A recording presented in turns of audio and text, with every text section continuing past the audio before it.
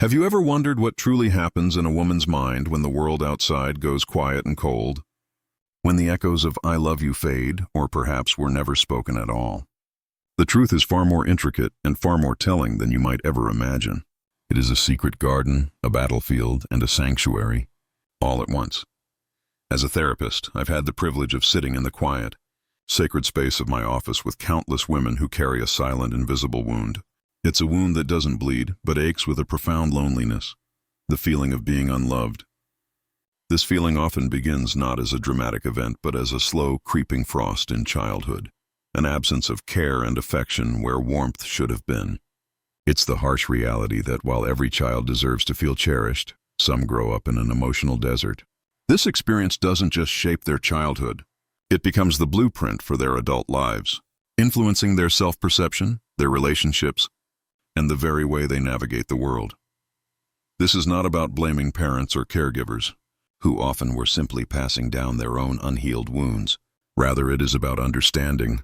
When a child is neglected, rejected, or feels chronically criticized, their sense of being unloved can curdle into a deeper, more painful belief that they are, in fact, unlovable.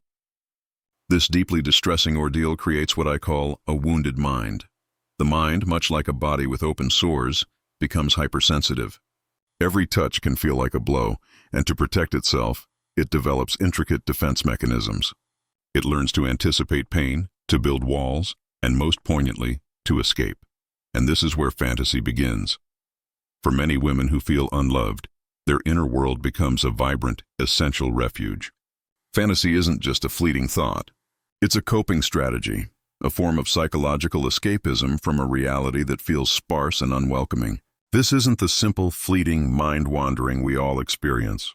For some, it evolves into what psychologists call maladaptive daydreaming, an immersive, compulsive fantasy behavior that can last for hours, interfering with daily life.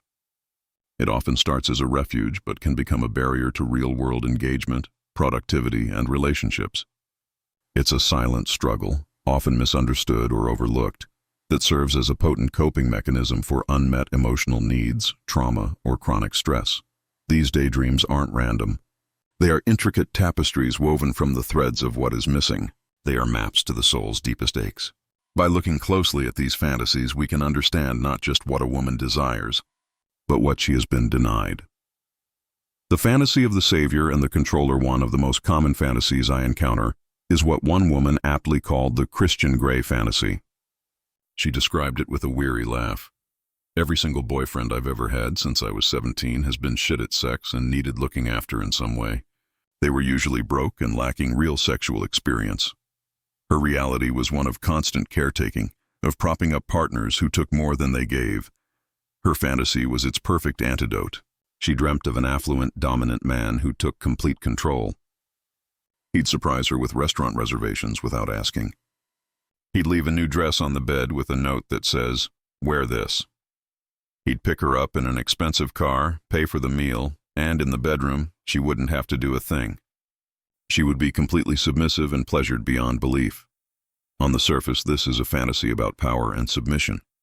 But dig a little deeper, and it's a fantasy about being cared for without having to ask. For a woman who has spent her life feeling that love must be earned through performance and service, the idea of someone else taking the lead is revolutionary. It's the ultimate release from the emotional labor of managing someone else's needs. The fantasy isn't just about being dominated. It's about being seen, anticipated, and provided for. It's a desperate plea for a partner who gives, rather than just takes. This dynamic can sometimes resemble the relationship between an addict and a dealer. In many real-world relationships born from a place of feeling unloved, one partner often has a greater need, becoming the addict, while the one with less need becomes the dealer, controlling the entire relationship. The fantasy of a powerful, controlling figure is, in a way, a fantasy of finding a benevolent dealer who will provide the drug of feeling desired and cherished, without the exhausting power games of real life. It's a longing for safety in another's strength, a quiet hope that if someone else is in control, then just for a moment, she doesn't have to be. The craving for simple, unadorned kindness. While some fantasies are grand and cinematic, others are startling in their simplicity.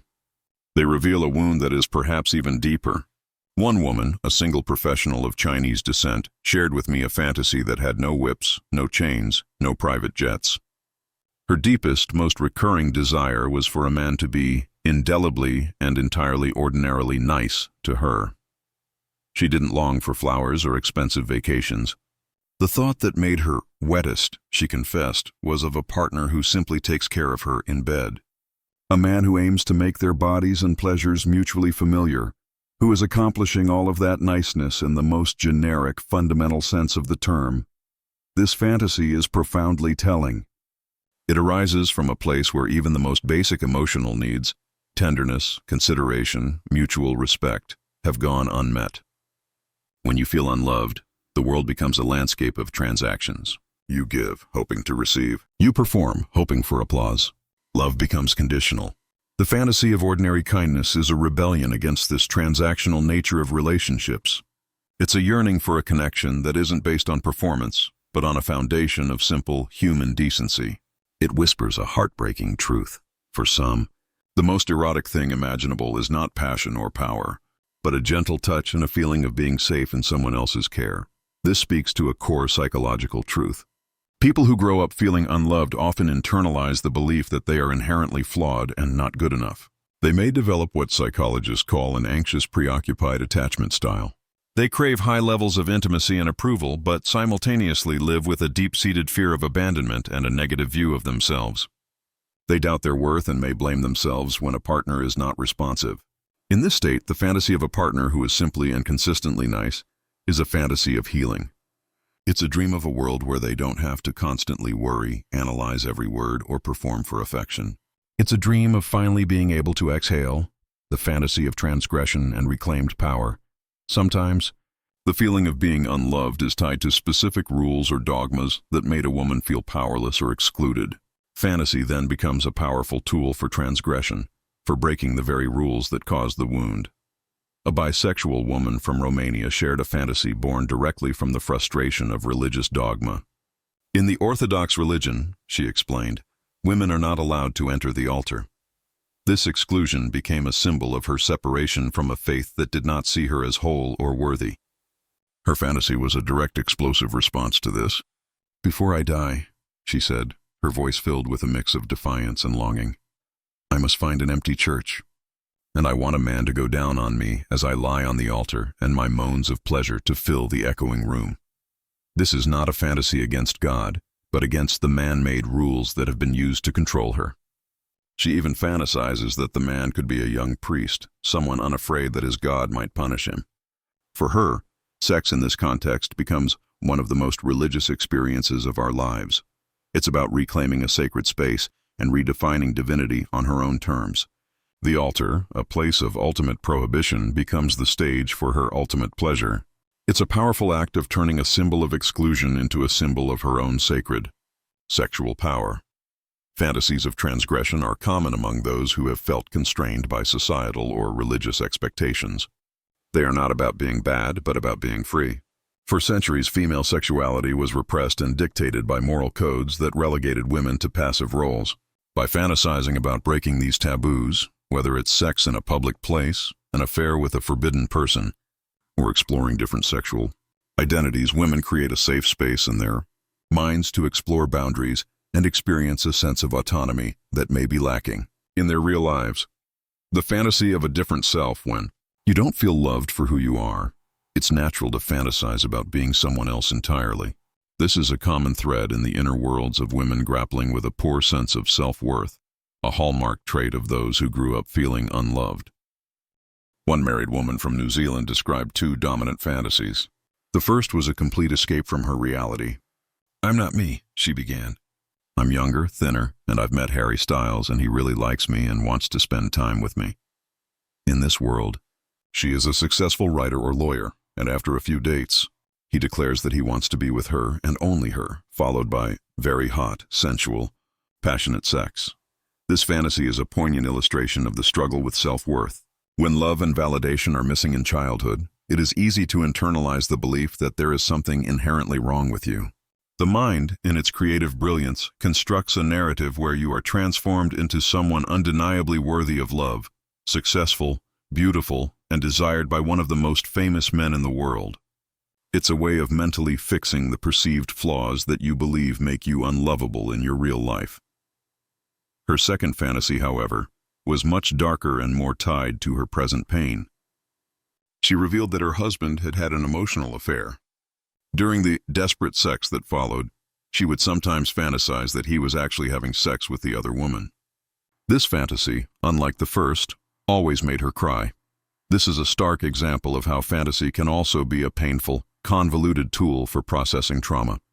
It's what might be called connected daydreaming, a fantasy that reflects on real-life emotional struggles. By replaying the traumatic event in her mind, even in a sexual context, she is attempting to gain some semblance of control over a situation that left her feeling powerless and rejected. It's a way of confronting the wound, of trying to understand the depth of the betrayal, even though it brings her immense pain. Both fantasies, the idealized escape and the traumatic replay, stem from the same root, a profound feeling of being unloved and inadequate in the wake of her real-life experiences. Building new worlds, the ultimate escape for some. The feeling of being unloved is so pervasive and the disappointment of real relationships so profound that a simple fantasy isn't enough. They need to build entire worlds. A married woman from Scotland shared a heart-wrenching story. After she and her husband married, their sex life became pretty non-existent, not due to a lack of attraction, but because of his severe depression and self-loathing. The constant rejection left her feeling empty, lonely, and deeply unloved. In order to cope and to feel a sense of affection and love, she said, and to reach orgasm on my own, I began to build a fantasy world. Her fantasies were not simple scenarios. They were elaborate, long-form narratives. Sometimes I'm a survivor in a zombie apocalypse or a witch in a wizarding world. I can build on these fantasies for months, and then start a whole new one. These worlds provided the affection, connection, and excitement that were absent from her reality. They were not just a coping mechanism, they were a lifeline. She admitted, I know without my fantasies and my fluidity in imaginary world building, I probably would have ended my life. This is the very definition of maladaptive daydreaming in its most critical function. The mind, faced with an unbearable emotional void, doesn't just create a character or a scene. It creates an entire alternate reality with ongoing plots and emotional attachments that feel more rewarding than real-life interactions. The triggers are classic: loneliness and emotional distress. Her story shows how what begins as a creative escape can become a necessary tool for survival when real-world connection feels impossible. This hyper-independence in fantasy is a poignant paradox. She relies on no one but herself to create the love she needs, a common trait for those who learned early on that relying on others leads to pain. The path back to yourself, healing the wounded. Mind. So what do we do with this knowledge? Understanding these fantasies is the first step, but the journey doesn't end there. As a therapist, my goal is not to dismantle these inner worlds, but to help my clients understand what they signify and to begin healing the underlying wounds so that fantasy can become a choice, not a necessity. The path to healing is a journey of turning inward, not to escape, but to reconnect. Author Don Miguel Ruiz speaks of a magic kitchen within our hearts. He says that if you open the door to your heart, you will find all the love you could ever need. You don't need to go begging for scraps of affection from the outside world. The problem is that for many of us, that door has been locked for a very long time, bolted shut by fear, shame, and the belief that we are unworthy. Healing is about finding the key. Acknowledge the truth of your pain. The first step is to be honest with yourself. The truth is the scalpel that can open the wound to be cleaned. Acknowledge the hurt you've experienced without judgment. Recognize that the painful experiences of your childhood and the impact they've had on you are real. Suppressing these emotions only slows down your progress. You have to feel it to heal it. Practice radical self-compassion. Healing requires treating yourself with the same kindness and empathy you would offer a dear friend in need. You did not choose to feel unloved as a child.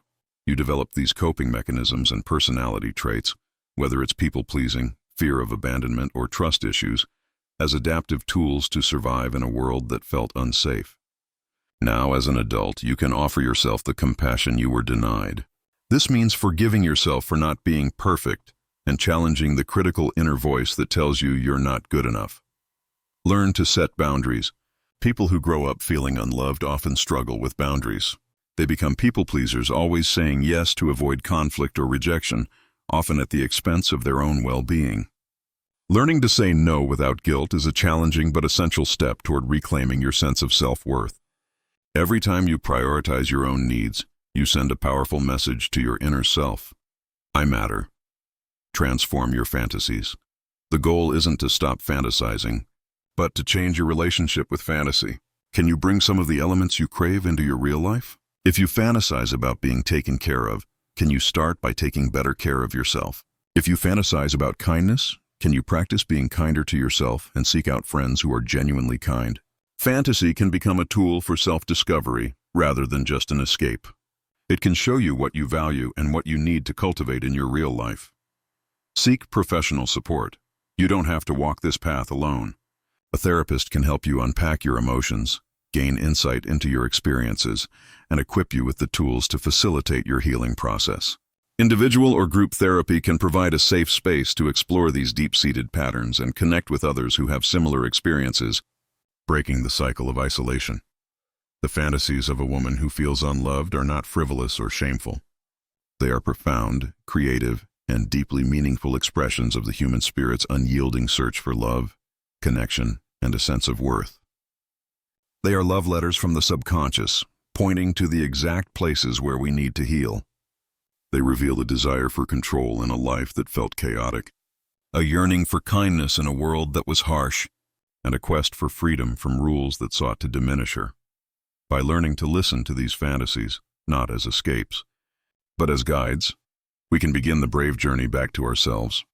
The ultimate goal is not to abandon the secret garden of our minds, but to tend to it, to heal its soil, and to learn to cultivate our own love. When we do that, we no longer need to fantasize about a life where we are loved. We begin to build one, and that is where true freedom lies.